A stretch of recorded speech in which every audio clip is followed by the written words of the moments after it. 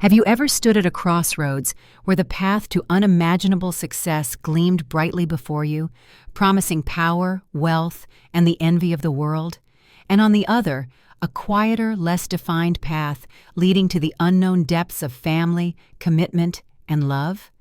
What if, at that crucial moment, you chose the glittering, seemingly logical road, only to discover it led to an emptiness that billions couldn't fill? This isn't just a story about a man who made a terrible mistake.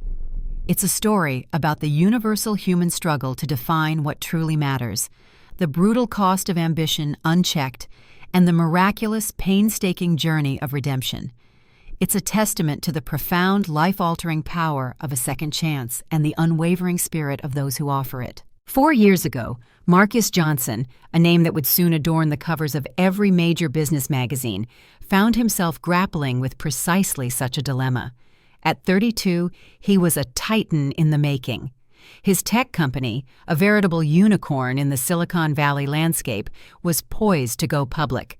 Billions, yes, billions of dollars were within his grasp, a testament to years of relentless, almost obsessive dedication. He stood in the opulent silence of his penthouse, surrounded by the tangible manifestations of his impending empire, but the air was thick with a different kind of tension.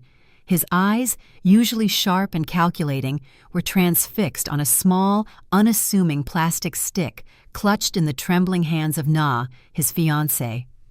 The innocuous object held the power to shatter his meticulously crafted future, to throw a wrench into the perfectly calibrated gears of his ascension. Na's face was a kaleidoscope of emotions, raw joy warring with a fragile apprehension, her beautiful eyes shimmering with unshed tears.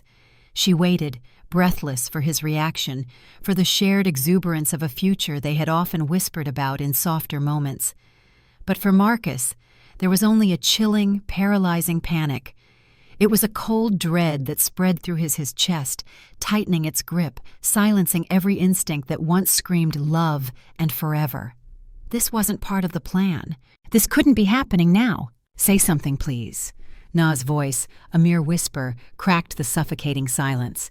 It was a plea, a lifeline thrown across a rapidly widening chasm. But Marcus couldn't meet her gaze. He turned away, drawn to the floor-to-ceiling windows, seeking solace in the vast, indifferent city sprawling beneath him. He had conquered this city, built his empire within its gleaming towers. But this tiny, fragile stick in Na's hand represented an unconquerable force, a disruption he wasn't prepared for. He had envisioned a life of strategic moves, of calculated risks, of monumental financial triumphs.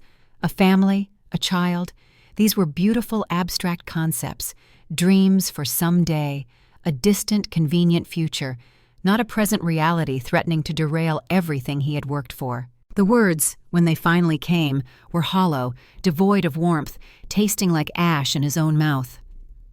"I can't do this. Not now." The sheer inadequacy of those words, the stark cruelty embedded within them, was immediately apparent. Na's sharp intake of breath was a physical blow, slicing through the quiet. "What are you saying?"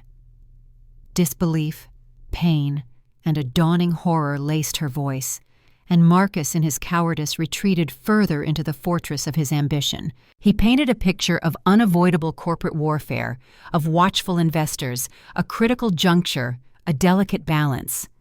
A child, he articulated with chilling detachment, was not part of the plan. This wasn't a choice between career and family. In his deluded mind, it was a choice between ultimate success and utter failure. This mindset, this unwavering belief that one must sacrifice personal life at the altar of professional ambition, is a pervasive narrative in our society. We're often told that success demands sacrifice, that the early bird gets the worm, that you can sleep when you're dead. For someone like Marcus, who had internalized these mantras, a baby at this critical moment wasn't a blessing. It was an obstacle, a financial and temporal liability in his relentless ascent. He genuinely believed he was making a pragmatic, if painful, decision, rationalizing it with the promise of a future, maybe in a few years. But for Na, those words were meaningless. A few years? Her voice rose, desperation replacing disbelief. "Marcus, I'm pregnant now. We're engaged. We talked about having a family someday." Expanding on the emotional toll and Na's perspective. The gulf between them had become an unbridgeable canyon. Marcus couldn't look at her, knowing that if he did, the raw pain in her eyes might shatter his carefully constructed resolve. He clung to the flimsy shield of pressure, a corporate cloak to hide his fear and selfishness. But Na saw through it. Her voice, when she spoke again, was eerily calm, the terrifying calm that precedes a storm. "No, I understand perfectly. You're choosing your company over us." She articulated the stark truth he desperately wanted to deny. He fumbled with justifications, with the "it's not that simple" refrain, but Na cut him off. "It is that simple."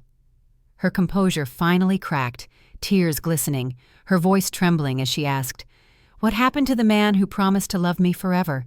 The man who said he wanted to build a life with me?" This question, this poignant reminder of a shared past and a shattered future, forced Marcus to face her. But instead of softening, his expression hardened, solidifying into a mask of grim determination. He chose ambition, chose money, chose the abstract notion of a billion-dollar company hanging in the balance over the flesh and blood reality of their love and their unborn child. Na recoiled as if struck, the weight of his choice crushing her. "So that's it? Money over love? Over your child?" His desperate plea for time to think, space to figure things out, was too little, too late. Na, with a quiet resolve born of profound heartbreak, removed the engagement ring, the symbol of their broken promise, and placed it gently on the coffee table. The soft clink echoed the death of their future. Focusing on Na's powerful decision and the immediate aftermath for Marcus. "What you need," she stated, her voice clear despite the tears streaming down her face, "is to decide what kind of man you want to be, and I won't wait around to find out." Her back ramrod straight, a testament to her unbroken spirit, she walked to the door. Her parting words, delivered with a chilling clarity, were a prophecy. "When you figure out what really matters, you know where to find me. But don't wait too long, Marcus. Some choices can't be undone." The door closed behind her, a finality that reverberated through the penthouse, shaking Marcus to his very core. In the immediate aftermath, Marcus clung to the delusion that he had made the right decision. He rationalized, he compartmentalized. He would call her tomorrow, or next week, when things calmed down. They would work it out. But tomorrow bled into next week, and next week into next month. His calls went unanswered. Her apartment, once a sanctuary of shared dreams, was emptied, a vacant shell where only ghosts of laughter remained. Na had disappeared, vanished from his life as completely as if she'd never existed, taking with her the promise of a future he had so carelessly discarded. And as his company's value soared, as his bank accounts swelled, as his name became synonymous with visionary success, a creeping realization began to take root. Too late, he understood. He had made the biggest mistake of his life. 4 years. 4 long, desolate years blurred into a relentless cycle of board meetings, private jet flights, and public accolades that felt increasingly hollow. Marcus Johnson was no longer just a name. He was a brand, a household recognition, his face ubiquitous on the covers of business magazines, his net worth tripling since that fateful day. Na walked out. He had everything he had. Thought he wanted, immense wealth, unparalleled power, and the unwavering respect of his peers. Yet the sprawling penthouse, once a symbol of his achievement, felt emptier than ever. The city lights, once a vibrant panorama of opportunity, now seemed to mock his isolation. He had chased a mirage, achieving a success that felt like a costume, worn to hide a profound, gaping wound. We often see this played out in the lives of public figures, don't we? The dazzling exterior of success masking an inner turmoil, a fundamental disconnect from what truly nourishes the human spirit. Marcus was living this cliché, a prisoner in his gilded cage. He had accumulated more than he could ever spend, yet he lacked the one thing money couldn't buy: genuine connection, a sense of belonging, the quiet joy of a shared life. The echo of Na's parting words, "Decide what kind of man you want to be," haunted his every waking moment, a relentless taunt from the ghost of his past. He tried to fill the void. He threw himself into work with an even fiercer intensity, seeking distraction in endless deals and acquisitions. He even started attending charity events, a stark contrast to his past self who viewed them as a waste of precious working time. But these gestures were performative, a desperate attempt to assuage a guilt that festered deep within his soul, a futile endeavor to fill a void that only Na and the child he had abandoned could possibly occupy. The morning of the annual Children's Hope Charity Gala dawned bright and clear, ironically amplifying the starkness of Marcus's inner world. He stared at the elegant invitation on his desk, a bittersweet memory surfacing. Na had always dragged him to these events, her vibrant energy insisting they give back, that they engage with the community beyond their insular world of wealth. Back then he'd chafed, grumbled about lost time. Now he sought them out, a penitent hoping to find a fragment of the woman who had brought light into his life. "Your suit's been pressed, and the car will be here at 7, his assistant Lisa announced from the doorway, her voice breaking his reverie. Lisa, pragmatic and observant, was one of the few who knew the skeletal truth of his past, who had witnessed the raw despair that had consumed him after Na's departure. "Thank you, Lisa," Marcus replied absently, his mind still on the Taylor acquisition set for next week. "Any updates?" Lisa hesitated, a flicker of something unreadable in her eyes. "All set for next week, but you should know the event tonight. There's a rumor that Nina Barnes will be there." The world tilted on its axis. Marcus's head snapped up, his heart, which had been beating a dull rhythm for years, suddenly hammered against his ribs like a trapped bird. "Nina?" he choked out, his voice hoarse with disbelief and a tremor of hope. "Are you sure?" Lisa nodded, her gaze empathetic. "She's apparently working with the charity now. Something about educational programs for underprivileged children." The floor seemed to disappear beneath Marcus. 4 years. 4 years of fruitless searching, of expensive private investigators who always came up empty, of daily, agonizing regret over his cowardice, his foolishness. And now she would simply be there, at an event he was attending, a twist of fate almost too cruel, too miraculous to comprehend. The universe, in its own enigmatic way, was offering a glimpse, a potential path back to a life he'd thrown away. The dread and hope that surged through him were so intense, so overwhelming, that he felt physically sick. Lisa, ever perceptive, sensed his turmoil. "Should I make an excuse to get you out of it?" she asked gently, knowing the depth of his unspoken pain. Marcus straightened his shoulders, a flicker of the old resolve returning, but this time it was tempered with a profound humility.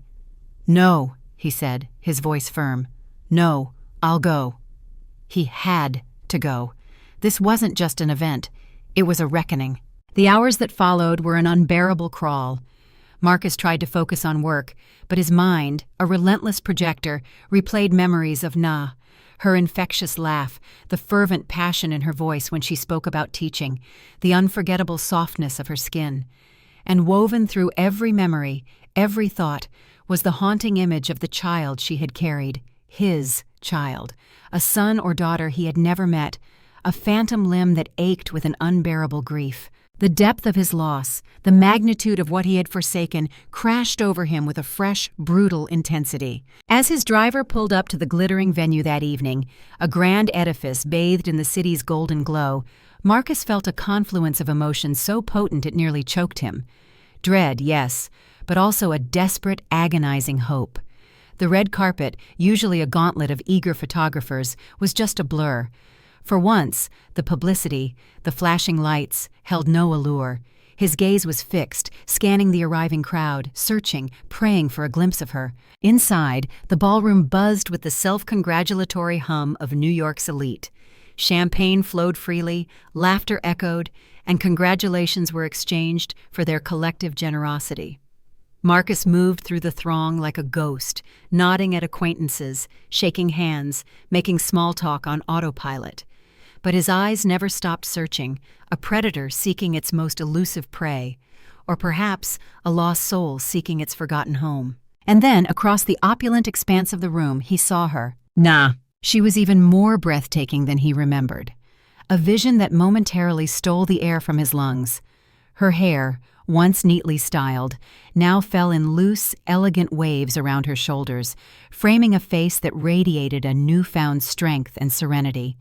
She wore a simple, yet exquisitely elegant blue gown that gracefully accentuated her form, a testament to her understated confidence. But it was her smile that truly captivated him, a genuine, radiant smile directed at a small group gathered around her, a smile that spoke of contentment, of purpose, of a life well lived and bravely built. Marcus stood frozen, a statue amidst the swirling currents of the party, unable to move, unable to breathe, every fiber of his being focused on her. And then, as if sensing his intense gaze, Na turned. Her eyes, those unforgettable eyes, met his across the crowded, glittering room. Her radiant smile faltered, replaced by a flicker of shock, a tightening of her jaw that was almost imperceptible, but Marcus felt it acutely, even from a distance. For a long, agonizing moment, they simply stared at each other, 4 years of silence, of unspoken grief and regret, hanging heavy and thick between them, a tangible presence in the vibrant ballroom. And then, a small voice, clear as a bell, cut through the sophisticated murmur of the party. "Mommy, who's that man looking at you?" Marcus's gaze dropped, plummeting to the source of the voice, and his world shattered, then reformed, irrevocably changed. Standing beside Na, clutching her hand, was a little girl, no more than 3 or 4 years old. She possessed Marcus's distinctive eyes, but Na's undeniable, captivating smile, and she was looking at him with a curious, innocent directness. His daughter, the child he had abandoned before she was even born. The daughter he had never met, whose first breath he had missed, whose first steps, first words, first everything, he had consciously chosen to forgo.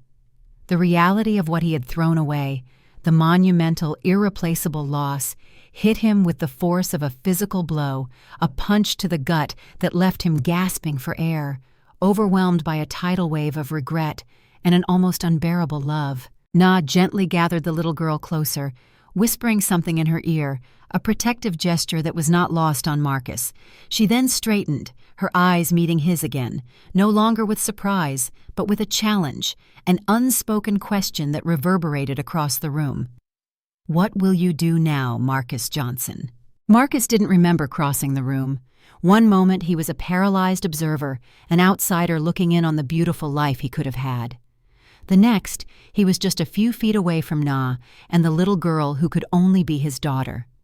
Up close, the resemblance was undeniable, a living testament to his past choice, an undeniable mirror reflecting his own features in miniature. The precise shape of her eyes, the determined set of her small jaw, even the slight tilt of her head as she studied him with innocent curiosity. Every detail was a fresh, agonizing knife twist, a stark reminder of the years lost. "Hello, Marcus," Na said, her voice a carefully neutral shield, betraying no emotion, no hint of the tumultuous past that connected them. It was a masterpiece of composure, a testament to her strength. "Na." His voice cracked on her name, raw with emotion he couldn't suppress. It's been a long time. 4 years, 2 months, and 16 days, she replied, a small, humorless laugh escaping her lips. But who's counting? It was a barb, yes, but also a stark declaration of the precision with which she had measured the void he had created. The little girl, oblivious to the unspoken drama, tugged at her mother's dress. "Mommy, is this a friend of yours?" Na hesitated, her eyes, filled with a complex mixture of wariness and something Marcus couldn't quite decipher, never leaving his face. "This is Mr. Johnson," she finally said, her tone formal, detached. "He's someone I used to know." Used to know. The words cut him deeper than any accusation.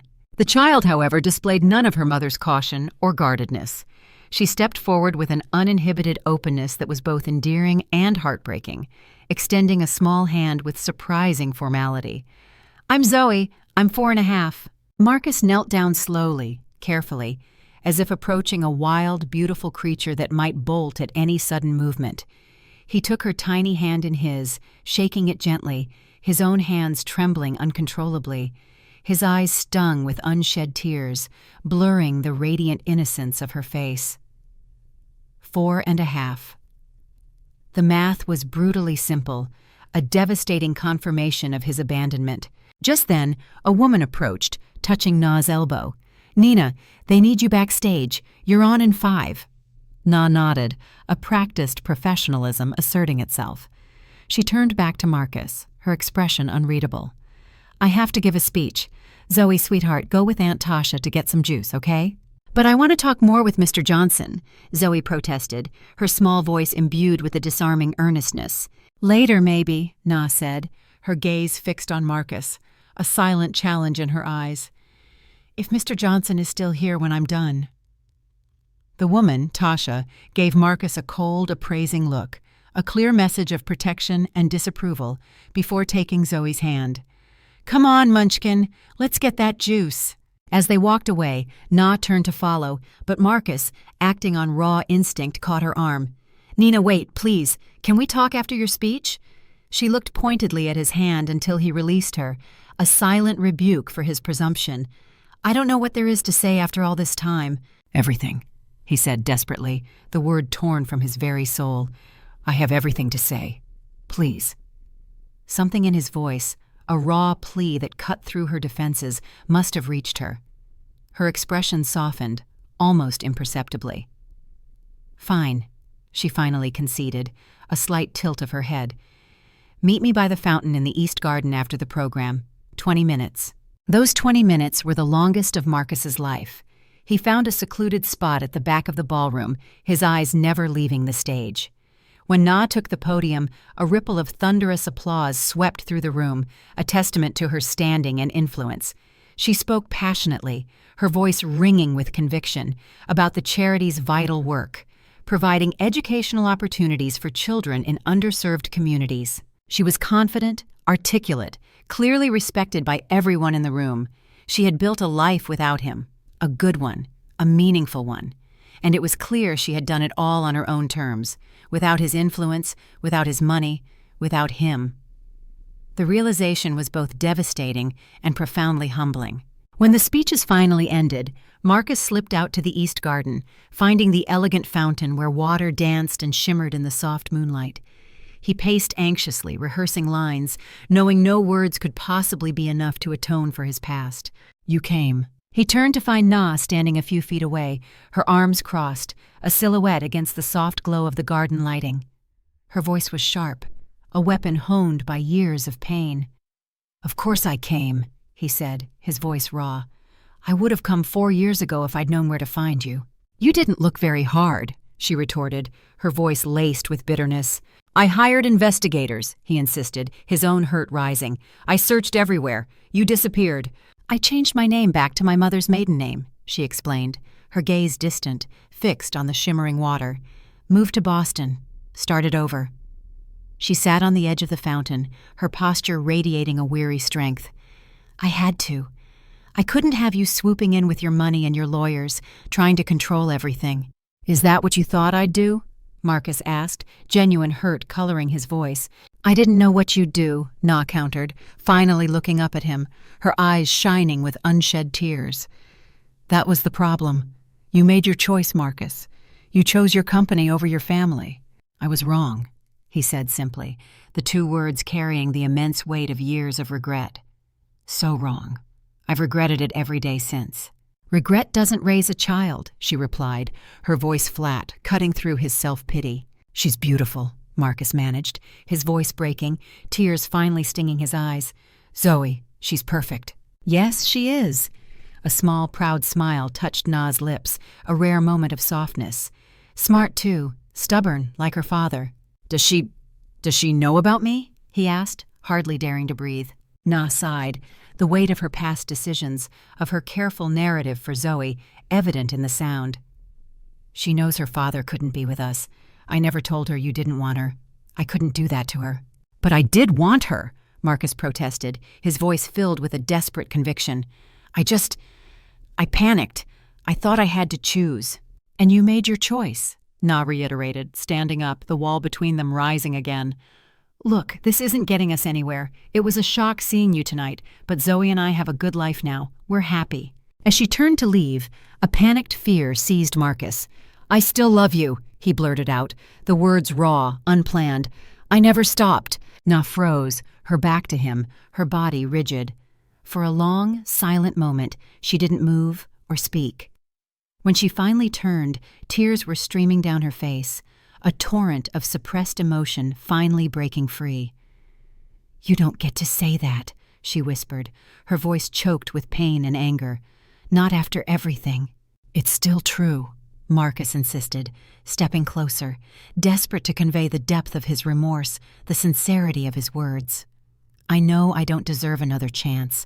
I know I hurt you in the worst possible way, but seeing you tonight, seeing Zoe, Nina, I'm still in love with you, and I want to know my daughter." Na wiped her tears away, her expression hardening, her voice gaining strength, infused with the painful memories of her solitary journey. "You want to know her now, that she's here, perfect and adorable. But where were you during the morning sickness? The doctor's appointments, the 20 hours of labor, the sleepless nights, the first steps, first words, first everything?" Each question was a fresh knife, twisting in his heart, a brutal reminder of his absence, his unforgivable negligence. But Marcus didn't flinch. He absorbed every blow, accepting the painful truth of her words. "I can't change the past. I can only try to be there for her future, for both of you, if you'll let me." The weeks following the charity gala were a delicate, painstaking dance, text messages, tentative phone calls, and carefully orchestrated meetings. Na, with a guarded hope and a mother's fierce protection, had agreed to let Marcus see Zoe, but only under strict conditions. She wasn't forgiving him, she was allowing him to try. Their first meeting was at a playground, neutral territory, where Zoe could feel safe and comfortable. Marcus arrived early, a small, clumsily wrapped package clutched in his sweaty hands, his heart a frantic drum against his ribs. When Na appeared, holding Zoe's hand as they walked across the sunny playground, his heart seemed to stop altogether. "Remember what I told you?" Na was saying to Zoe as they approached, her voice a low murmur. The little girl nodded solemnly, then broke into a radiant smile as she spotted Marcus. "Hi, Mr. Johnson." "Hello, Zoe," he replied, his voice steadier than he felt, a profound sense of wonder and awe washing over him. "It's nice to see you again." Na sat on the opposite end of the bench, her posture stiff, a vigilant sentinel observing the nascent connection. "Zoe, Mr. Johnson brought something for you." Marcus handed over the package, watching, captivated, as Zoe tore into the wrapping paper with the unbridled enthusiasm only a child could muster. Inside was a stuffed elephant, soft and gray, with floppy ears. "I love elephants," Zoe exclaimed, hugging it tight against her chest. "I know," Marcus said softly, a small, genuine smile gracing his lips. "Your mom told me." The afternoon unfolded in a blur of playground games and cautious conversations. Marcus pushed Zoe higher and higher on the swings, caught her at the bottom of the slide, and listened intently as she explained the complex social dynamics of her preschool class, her imaginative stories filling the air. With each passing hour, he fell more deeply, more irrevocably, in love with his daughter, amazed by her burgeoning intelligence, her innate kindness, her boundless, joyful energy. And through it all, he watched Na, watching them, her expression a subtle, ever-changing mixture of hope and fear that broke his heart all over again. He knew he was being scrutinized, and he had to prove, not just say, that he was truly different. This isn't unlike countless stories we hear, isn't it? Of parents who, through various circumstances, find themselves disconnected from their children, only to later realize the profound loss. The road back, if it even exists, is never easy. It requires humility, patience, and a willingness to show up day after day, not just with gifts or grand gestures, but with presence and genuine engagement. Marcus was learning this, painfully and profoundly. He wasn't just earning Na's trust, he was earning Zoe's love, and in doing so, he was slowly, irrevocably transforming himself. That first meeting led to another and another. Saturday afternoons at museums, Sunday mornings at the park. Marcus learned to meticulously braid Zoe's hair, decipher the complex plot lines of cartoons he'd never heard of, and understand that the chipped blue cup was the only acceptable vessel for chocolate milk. Slowly, inevitably, The formidable walls Na had erected around herself began to crumble, brick by painstaking brick. She started to join their activities rather than sitting apart, observing from a distance. She began to smile at Marcus's jokes, to share anecdotes about Zoe's early years, to even ask about his life during their time apart, a fragile bridge forming across the chasm of their past. 3 months after their reunion, Marcus invited them to his home for dinner. As Na helped Zoe wash her hands in the gleaming bathroom, Marcus stood in his kitchen stirring pasta sauce, a profound sense of wonder washing over him. For years, the penthouse had felt like a magnificent, echoing tomb, a monument to his hollow achievements. Now, with Zoe's infectious laughter echoing through the rooms and Na's subtle perfume lingering in the air, it finally, truly, felt like a home. After dinner, when Zoe had finally succumbed to the sweet embrace of sleep on the couch, exhausted from a movie, Marcus and Na sat together on the expansive balcony.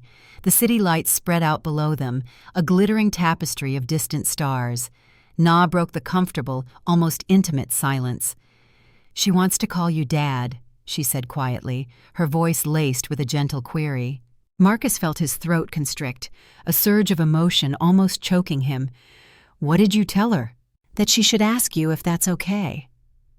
Na turned to look at him, her eyes serious, searching his.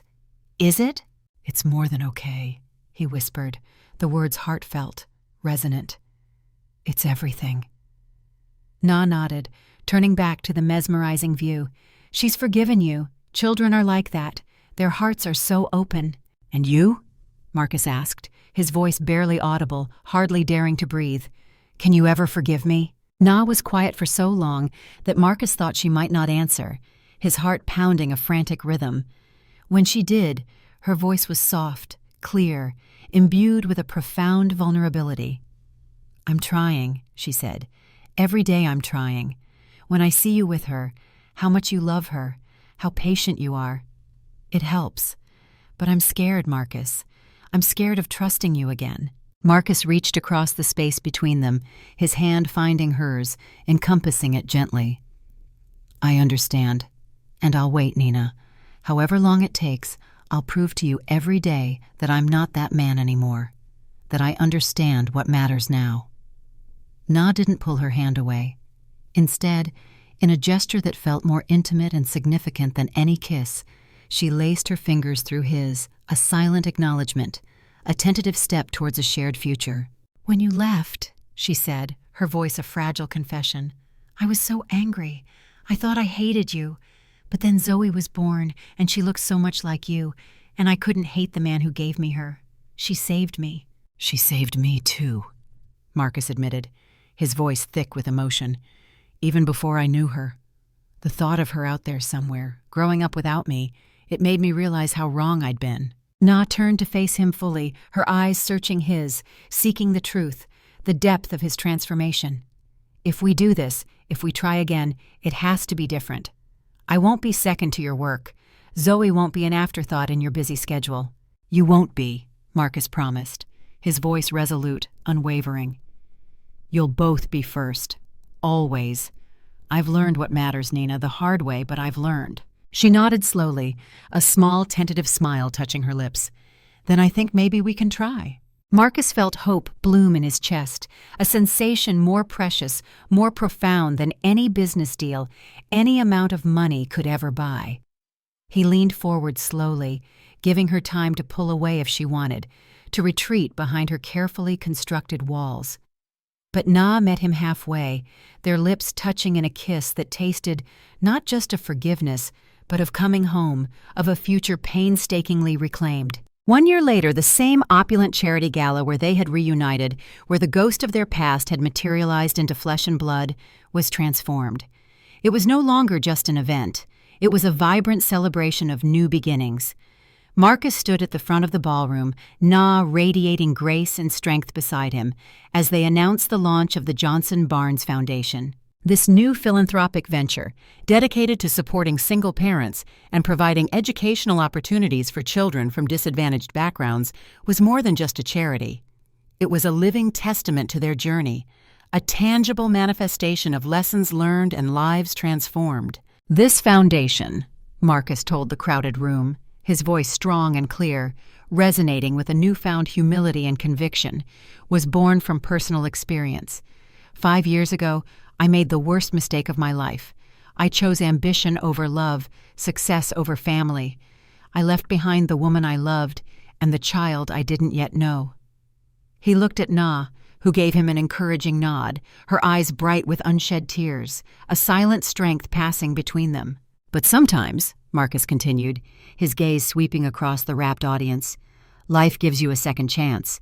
And when it does, you grab it with both hands and you never let go. The applause was thunderous, heartfelt, a recognition not just of his generosity, but of his profound vulnerability and growth. As Marcus and Na unveiled the Foundation's first initiative, a scholarship program for children of single parents, named, fittingly, in honor of Zoe, the emotional resonance in the room was palpable. It was a powerful message. Personal pain, when confronted and transformed, can become a force for immeasurable good in the world. Later that evening, as the party wound down, Marcus found himself in a quiet corner with Zoe, who was meticulously savoring her second piece of cake, her beautiful new party dress already sporting a charming chocolate stain. "Daddy," she said, using the name that still made his heart swell with pride and gratitude every single time he heard it. "Are you and Mommy getting married again?" Marcus smiled, stroking her soft hair, his heart overflowing. "Not again, sweetheart. We weren't married before. But yes, we're getting married soon, and we'll all live together forever and ever. That's the plan," he assured her, his voice thick with emotion. "The 3 of us together." 4, Zoe corrected him, her small face suddenly serious, her eyes wide with the gravity of her secret. "Mommy told me this morning that there's a baby in her tummy. That's 4. Marcus froze, his eyes wide, the breath catching in his throat. "What did you say?" Zoe clapped her hands over her mouth, a mischievous grin spreading across her face. "Oops! It was supposed to be a surprise." Marcus scanned the room, finding Na across the ballroom, deep in conversation with a donor. As if sensing his intense gaze, she looked up, meeting his eyes. The question, the shock, the overwhelming joy must have been written all over his face because she excused herself and made her way over to them, a knowing, tender smile playing on her lips. "Mommy, I told the secret," Zoe confessed immediately, her voice full of penitence. "I'm sorry." Na laughed, a beautiful, genuine sound, kneeling down to hug her daughter. "It's okay, sweetie. Why don't you go find Aunt Tasha? I think she was looking for her dance partner." As Zoe skipped away, Na stood up, facing Marcus with a mixture of nervousness and radiant joy. "I was going to tell you tonight. I just found out yesterday." "A baby," Marcus whispered, placing his hand gently, reverently, on her still flat stomach. "We're having another baby." Na covered his hand with hers, her gaze soft and trusting. "Are you happy?" In answer, Marcus pulled her close, kissing her with all the love, all the gratitude, all the profound, exhilarating happiness he felt. "Beyond happy," he murmured against her lips. "This time, I'll be there for everything. Every appointment, every craving, every kick. I promise." "I know you will," Na said simply, and the unwavering trust in her voice was the most precious gift she could have given him, a testament to his transformed heart. Later that night, in the quiet sanctuary of their home, with Zoe asleep down the hall, Marcus held Na close in their bed, his hand resting protectively over her stomach, a silent guardian of the new life within. "You know," he said thoughtfully, his voice soft in the darkness, 5 years ago, I thought I had everything figured out. I thought success meant money and power and seeing my face on magazine covers." Nea turned in his arms to face him, her fingers tracing the lines of his face. "And now?" "Now I know that real success is this," he said, gesturing to the space between them, to the warmth of their embrace, to the home they had painstakingly rebuilt together. "It's family. It's being there for the people who matter most, for the ones who enrich your soul, not just your bank account." Na smiled, her eyes shining with love and understanding. "You learned your lesson the hardest way possible," Marcus agreed, a wry smile touching his lips. "But I got a second chance, and I'm never going to forget what matters again. It's a daily choice, a constant reaffirmation of values, but it's a choice I will make every single day for the rest of my life." Outside their window, the city lights twinkled like distant stars, a reminder of the world Marcus had once thought was so monumentally important. But here, in this room, with the woman he loved deeply in his arms, and their children, one sleeping peacefully down the hall, one just beginning to grow within her, was everything that truly mattered. He had almost lost it all through his own blindness, his ambition clouding his judgment. But life, in its infinite wisdom and boundless capacity for grace, had given him another chance. And Marcus Johnson, once defined by his immense wealth and corporate power, was now defined by something far more valuable: the enduring love of his family and the profound wisdom to know, truly know, what a precious, irreplaceable gift that was. As Na drifted off to sleep in his arms, Marcus made a silent vow to himself, to her, and to their growing family. This time, he would get it right. This time, love would come first, always. Concluding thought for the audience, the clear lesson. This story of Marcus and Na isn't just a dramatic tale. It's a mirror reflecting choices we all face. What are we truly chasing? What sacrifices are we making in the name of success? And at what cost to our souls, our relationships, our truest selves? Marcus learned that the greatest wealth isn't measured in digits in a bank account, but in the laughter echoing through a home, the warmth of a hand held, the unwavering trust in a loved one's eyes. It teaches us that while mistakes can be monumental, the human capacity for change, for forgiveness, and for rebuilding is even greater. But it requires humility, consistent effort, and a willingness to confront our deepest flaws. Most importantly, it reminds us that second chances are rare and precious gifts, and when offered, they must be embraced with every fiber of our being and never, ever taken for granted. So what choice will you make today that will truly define the kind of person you want to be?